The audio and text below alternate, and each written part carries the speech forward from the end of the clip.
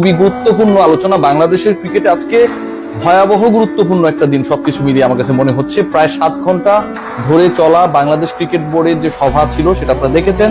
সেই সভা শেষ হয়েছে কিছুক্ষণ আগে এবং সেই সভা শেষে যখন প্রশ্নোত্তর পর্ব চলছিল বাংলাদেশ ক্রিকেট বোর্ডের প্রেস কনফারেন্স যে রুমটা রয়েছে সেখানটায় সাংবাদিকদের সাথে বিসিবির পরিচালকদের মোটামুটি লেগেই গিয়েছিল। কয়েকটা গুরুত্বপূর্ণ ইস্যুতে ডিসিশন হয়েছে।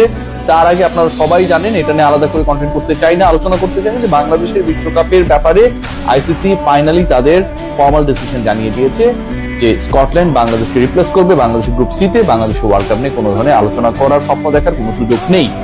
ডিসকাশন বাংলাদেশকে যখন হচ্ছে, বাংলাদেশের বিশ্বকাপ না খেলা নিয়ে হচ্ছে, ঠিক তখন ডিসকাশনে সবচেয়ে বেশি আলোচনায় চলে এলেন, স্পটলাইটে চলে এলেন যিনি বাংলাদেশের হয়ে দীর্ঘ সময় খেলছেনই না, যিনি বাংলাদেশের হয়ে সিলেক্টেড হবেন কিনা ন্যাশনাল টিমে, এটা নিয়ে বাংলাদেশ ক্রিকেট বোর্ডের সবসময় একটা নাক ছিটকানো অবস্থা ছিল।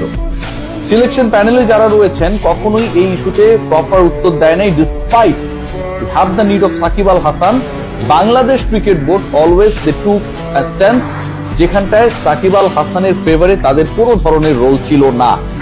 সাকিব আল হাসানকে গত 24 অগস্টের পর থেকে তার ওই ফেসবুক পোস্ট না করা এই ইস্যুগুলো নিয়ে যে বিতর্ক তৈরি হয়েছিল সেটা নিয়ে তিনি ফেসবুকে সরিও বলেছিলেন। যে বিতর্ক তৈরি হয়েছিল সেই বিতর্ককে সামনে নিয়ে বাংলাদেশ ক্রিকেট বোর্ড কখনোই সাকিব আল হাসানকে একজন প্লেয়ার হিসেবে গত প্রায় 1.5 বছর কাউন্ট করেনি।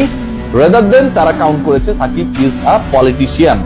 যদিও পলিটিশিয়ান সাকিবের পলিটিক্সের যে সময়টা সেটা সাকিবের 17-18 বছরের ক্যারিয়ারের তুলনায় প্রায় 100 গুণ কম ছিল।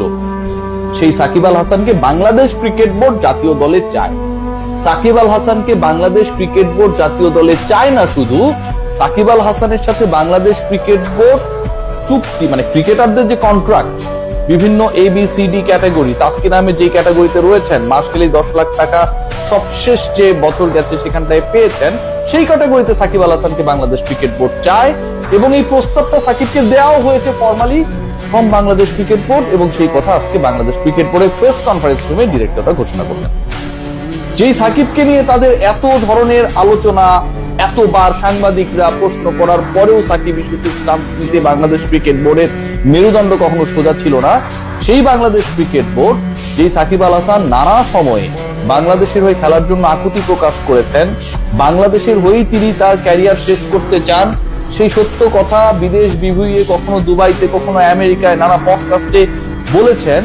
যে সাকিব আল হাসানের ব্যাপারে বাংলাদেশ ক্রিকেট বোর্ডের অবস্থান সবসময় এমন ছিল যে সাকিব যদি আসে, এভেলেবেল যদি হয়,